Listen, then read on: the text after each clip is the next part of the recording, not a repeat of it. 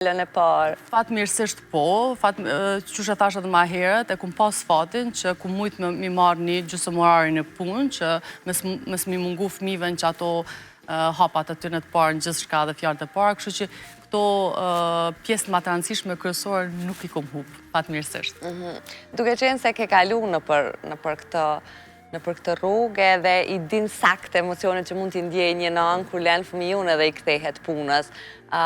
Qa ju thua atyre grave që nuk e bëjnë të njëjtën, ose zgjedhin të tërhiqen pas ardhjes një të fëmijëve, të tërhiqen pra nga karriera?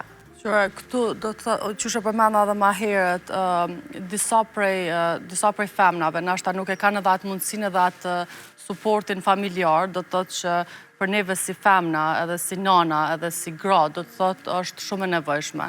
Në jashtë, do më thonë, në anglisht, është një fjali "It takes a village to raise kids". Do të thotë edhe për që ata, do të thotë ty të vynë për krahja për që ti më mujtë mu përkushtu dhe në punë.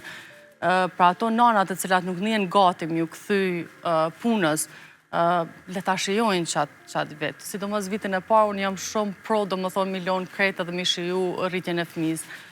Kurse në rikthimin, normal, nuk ka me qenë i letë, ka mu qenë një sfidë edhe ka mu qenë një përballje emocionale shumë e madhe, po me kalimin e kohës e sheh që do të thotë ki mu forcu dhe ki me qenë edhe ma precize, do më thonë, në planifikimin e kohës, në organizimin. Do të thotë, dhe vjen qaja fuqi që më mujtë mi mbri krejt, që une kur ku mënu, kur e më konë, do më thonë, pa fëmijë, kur e ku mënu, do më thonë, 12 orëshin, sa i shkurt ka qenë, edhe sa pak u mujtë me bo, tash që a i 12 orësh mujtë me bo 2-3 fishin ma shumë, o veç do të thotë vjen qaja energji. Je dakord me idenë që qiftet duhet të bëjnë gjatë vitit të paktën një udhëtim pa fëmijët? Po, edhe na praktikojmë shpesh me bashkëshortin.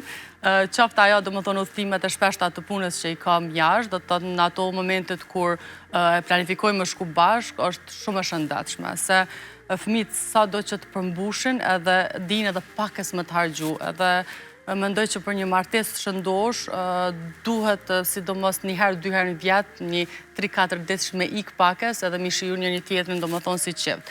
Se ajo rutina e përditshme, do të thotë puna përditshme, shtoja ato edhe përkushtimin ndaj fëmijës, do më thonë, nuk po t'jep shumë kohë me qëndru me partnerin, do më thonë, sa të vynë. Kështu që pjesa ma shëndetshme është me u largu pakes me që këtë sa në praktikoj shpesh. Bukur.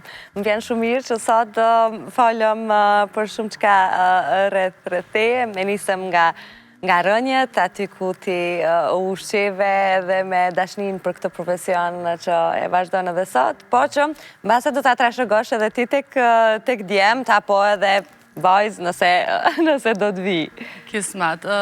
Kështu për kushtimi jam, do të thotë gjdo punë që e bëj edhe tentoj me qenë sa ma ndershme, e bëj kështu me qef, se kom qef, do të thotë, me qenë edhe shembulli fëmijëve të mirë, do të thotë që me punë, me përkushtim, këtë sanët mund është me arritë.